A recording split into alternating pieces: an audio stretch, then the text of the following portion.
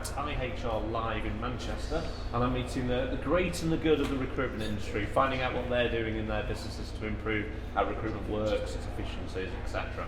And I'm really pleased to be meeting Dan Brace for the first time from RMG. Dan, for those that haven't met you and haven't had the opportunity to find out about you and your world, could you quickly introduce your role, and a little bit about RMG as well? I'm talking about seasoned professionals. I've been in the industry for over 20 years now, ex-agency. You don't look old enough. That's what I'm supposed to say, isn't it? Well, obviously, yeah. Thank you. I moved in-house in about 2016 and worked for Into Properties for about 5 years. I'm shopping centre recruitment, volume as recruitment manager. And then through the pandemic with a couple of companies, but now find myself at RMG. Oh, interesting. A property management business, managing services, block management across the UK. About 700-800 strong workforce, and here to talk about our deployment of our budget and spend within recruitment for an in-house team, and how challenging that is to pick the right resources in this very intense candidate market. Excellent. Before we go into that, I'm really interested because I like you, I made the leap from agency to in-house before doing what I call a job now. And how have you found that change? It's 4 or 5 years ago since you made it. You're clearly enjoying it, you're still doing it. Otherwise you'd have gone back to the agency world. But what challenges have you faced that are different? And how have you found that? Very much more conversations with the business in terms of how they approach recruitment and being competitive in the market, how to best present themselves and their EVP. And then also balancing out that process and interaction with HR to maximise our attraction to the market. So it's very different. I've been in roles where I've been quite removed from the front ends of the process. What I do like being involved with the candidate, having those conversations, attractions, and dragging those candidates to us where they may not have heard of us before. So I like that blend. It's a different beast, isn't it, to agency? I found it's no easier or harder, it's just different. It's different, it's different. I've always found in-house perhaps more diverse in terms of the different things you have to get involved in, and that you sometimes get dragged in that maybe you shouldn't be in, but you do anyway because you're part of the in-house team. It gives you a breadth of experience, and then through the pandemic I was briefly in a different field of recruitment, which is more care industry led. I found it very alien to where I'd been with my sweet spot, which is property, so I'm glad to be back in the property recruitment market and deploying what I've learned over the 20 odd years I've been in recruitment. Okay, excellent. Let's have a quick chat about that then. So you're leading a team of how many people? So 2 of us in the talent acquisition team, and we've got 1 back office support. And we work for our operations director within the back office team and integrate loosely with HR who supports as well. And you're doing a mix of high volume and kind of more intense hiring, are you? So we have property managers across the UK, so that's quite a large volume of hundreds of personnel or so that we have to keep on top of recruitment there. And they're all supported through customer contact centre, specialist accounts teams, banking teams to provide all that support, health and safety, their business within that, our business as well. So it's very diverse roles, recruiting from contact centre personnel, IT, finance, head office, plus the speciality of the property managers. Interesting. And you talked earlier about how you deploy your budget and your resources. Yes. Just talk to me about that a little bit more. So post-pandemic, this has become really crucial for us because the rise that we've seen, the job market through March has gone up skyrocketing in terms of demand, in terms of vacancies, and the candidate obviously pool has been contracting, particularly since Brexit, and the impact of the pandemic on people moving out of industries and retiring and other reasons.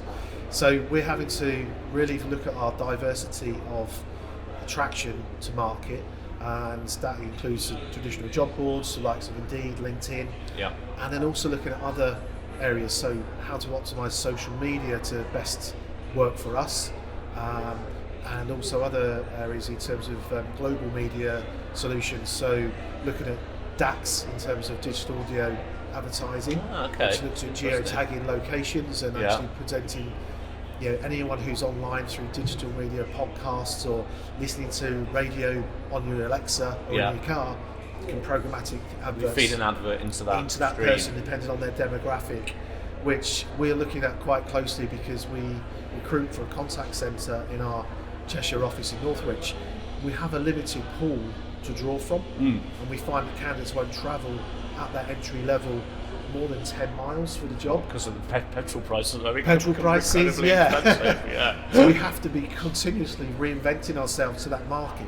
We've tried traditional billboards, Yeah. and it's had some impact, but it's difficult to track that return on investment. So, And can you, well, going back to the audio piece, that fascinates me. Yeah.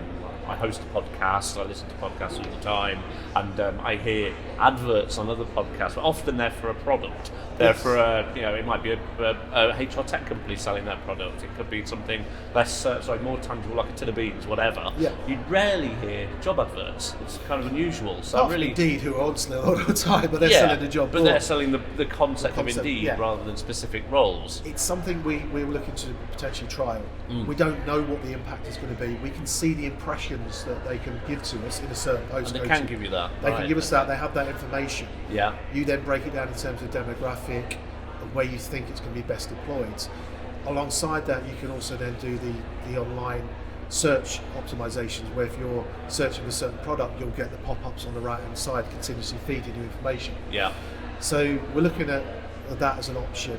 Even the back of buses, on that they can offer that, and billboards and traditional things as well. But we want to be creative, and I think the industry sometimes is scared to try new things, fear of failure. Yeah. But if we don't fail, we don't know what works. So I guess a lot of the nerves are they're given a finite budget, and sometimes they've had to fight like hell to get that budget in the first place, and it's a risk. It's seen as a risk, isn't It's a it? risk, Doing anything different. But I think we know from experience where we think our most applications coming from. Some of the traditional media's job boards aren't producing our results as much as possible, but the prices are still going up. Yeah. So we're going to look at other creative ways to look at that.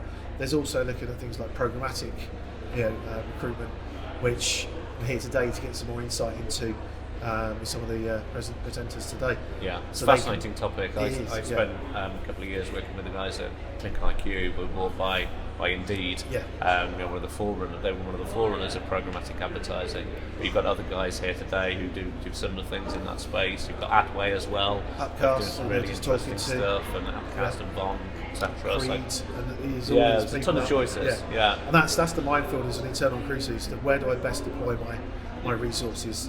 So partly here today to get some insight into that. We've had internal teams conversations about where we deploy. I think we need to increase our Facebook and Instagram presence. Yeah. We have some really nice marketing material that I'm supported through, to actually drive that. We're in the process to our ATS provider creating a microsite, because our web careers page is pretty poor. So that will host as a third party, but be driven from our existing careers page with a link. So lots of ways to increase our EVP and reach the market, which is crucial in this very hot candidate market. It sounds like you're doing a lot of stuff, or at least considering it and assessing it. And for an organisation of your size, what you're at, I think you said 700 or 800 people. That's really inventive. It's unusual that you will see a company of your size being as diverse with their attraction methodology. I think it's really we have impressive. to these days. We can't rely on the traditional. If we do, we'll get left behind by our competition, and market pressure on rates, salaries are very, very intense at the moment, particularly in our skill set of property managers. So we're having to look at reaching the most people we can, and we're also focusing a lot on direct resourcing. So probably 60% of our time is the talent team is going on to CV searching through LinkedIn, through the job boards, through Indeed, and attracting people. How we do that, we're looking at more creative, inventive ways, or for the contact centre, having brochures we can send out to people at a very early stage, say, hey, this is what we do. We've got apprenticeship programmes, we've got property manager academies, so we're very much on focusing on entry-level people having a career pathway. Building your own, basically. Build our own that's for the really future, important at the moment. Everyone talks about retention issues, but nobody actually tries to do much about it. They kind of moan about it without actually trying to fix the leaky bucket, so to speak. So something great and exciting we talked about yesterday was we're having 3 internships this year within our Northwich office, within 3 different departments.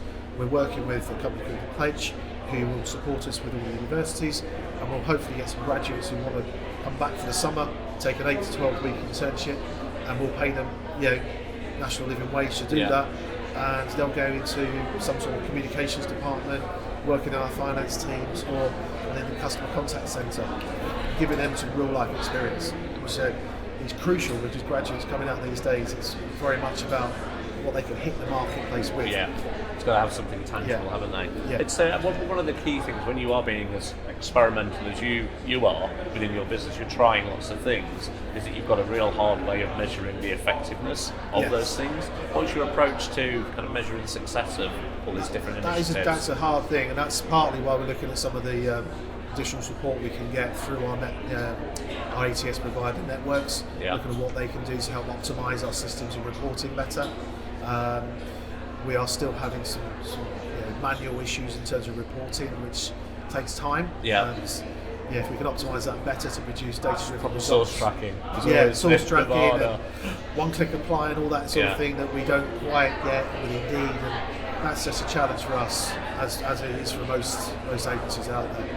So that's it's a key focus going forward. Listen, it's great. You seem to be taking a big brain approach to this stuff, trying things that are different, experimenting, and I think you're right. That's the kind of way forward. If you want to differentiate yourself, you can't do what the rest of the herd is doing. Yeah. Just throw money at the same old thing. It either becomes Expect the very same old expensive, results. or it becomes really expensive. Yeah, exactly, or ineffective. Yeah. Who else are you hoping to see here today in terms of speakers, maybe? I've just listened to Reed in terms of the real good conversation coming through about competitive versus not salary on adverts.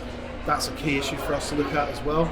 Do you advertise salaries at the moment? Half and half. Okay. And it's a conversation we're having within the business to How do try. you decide which half? Depends on the business director. leader. Yeah, exactly. So I think it's a warranted conversation. They're nervous about the differential potential between the internal salary and and where the advertising range may take that. But we have to have those conversations internally, because if we don't, the market keeps moving.